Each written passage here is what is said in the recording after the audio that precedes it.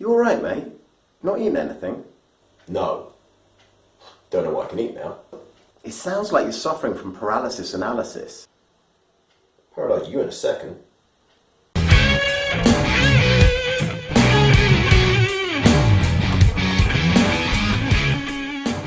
Okay, so I'm going to try and explain why I think it's become so confusing for people food-wise, and then I'm going to try and provide a solution to it at the end. Since the dawn of modern man about 150,000 years ago, or 1,500 centuries ago, now think about how it would feel to live 100 years. Now, think about living that 100 years 1,500 times, like terrible Groundhog Day. Since then, we've been trying to make decisions with our higher brains. Now, decisions boil down to a choice, yes or no, binary. And about 40,000 years ago onwards, that's living 100 years 400 times. Anything in the world that we didn't understand, we answered with moralistic concepts of good and bad, which we turned into right and wrong. Without going off topic, that's what religion is. It's a right-wrong binary code to look at the world. And because everything is perception, see my perception video, it's really easy to apply, reapply, misapply, de-apply, comply, and deny.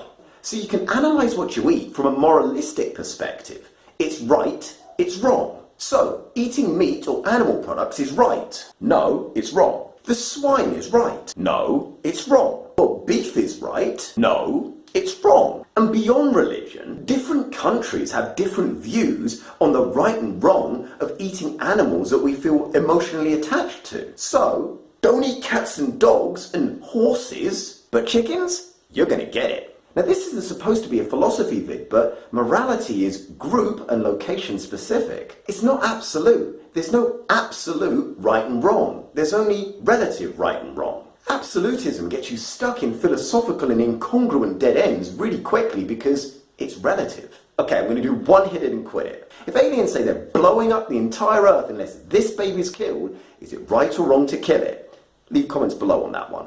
Then, about 5,000 years ago, so now living 100 years 50 times, the concepts of science started to provide a new way of looking at the world because it's not a moralistic code, it's a scientific one. It was analysing the same yes-no binary questions, but coming up with different, accurate answers. And this coincided with us learning to farm rather than to hunt and gather. And farming basically means you keep the food by you rather than having to go out to get the food. The hunter-gatherer is probably sneered at the farmers, you lazy plough potatoes, because it's all relative. During this time though, most people weren't living high on the hog with a Champagne Charlie lifestyle. They ate what they could find, grow or trade, or what they were told morally. When food is not aplenty, quantity and source of food isn't an issue. But in the last 100 years, science has started to try to answer the question on quantity and source of food.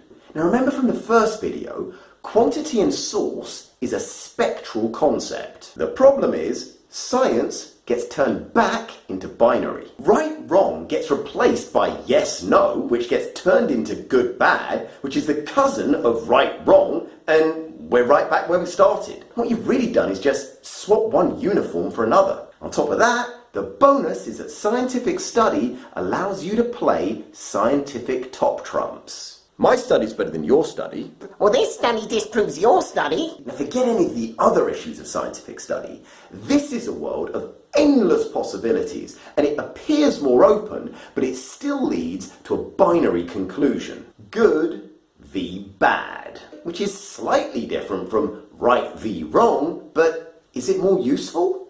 Yes, meat is good for you. No, it's bad for you. Fat is good for you. No, it's bad for you. Multivits are good for you. No, it's bad for you. Studies, findings, abstracts, conclusions. This is a guru YouTuber's paradise. It's a YouTuber's paradise. Every day there's a new study to discuss, a new finding to blog. Just post it up with a shot of a fitness model, who isn't following that advice at all, by the way. And you've got a year's worth of tweets. And then there's the anthropological argument. We evolved this way, and looking at the archaeological data, our ancestors did this. This is science meets ancient fiction. It's ancient science fiction. At best, it's taking a snapshot of something and creating an elaborate movie. Is it accurate?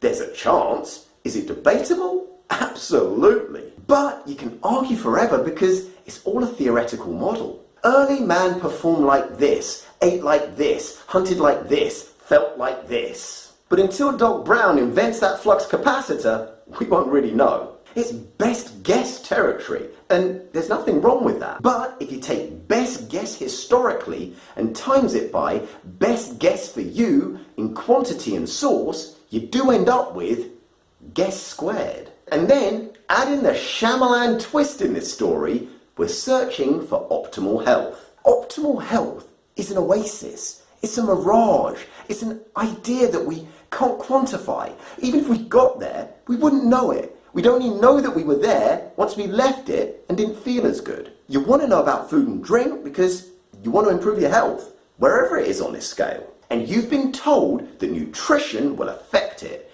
And that's where the fighting comes from. This magical paradise called optimal health that only first worlders are concerned with. Because I'm pretty sure there are no people living in huts tuning in to hear where the keto's better than 80-10-10. They're on intermittent fasting. It's called finding your next meal. Mental doggy bag time. The binary answer about food constituents stops you dying. But you want a spectral answer on quantity and source that morals, science and anthropology aren't really suited to tell you because they give binary answers to a spectral problem. So, Spectral Essop says, it's less important the source and quantity and far more important how your particular body will react to that food that will swing the health needle to the left or the right. Basically, that's 6 minutes plus to update the concept of one man's meat is another man's poison to one man's source and quantity of macro and micronutrients and water is another man's poison. Yeah, that's not as catchy. You think? I hope this helps. Everyone's got a view on nutrition, so leave your views below because it will help someone. Hit me with a thumbs up, and if you like my vibe, please subscribe.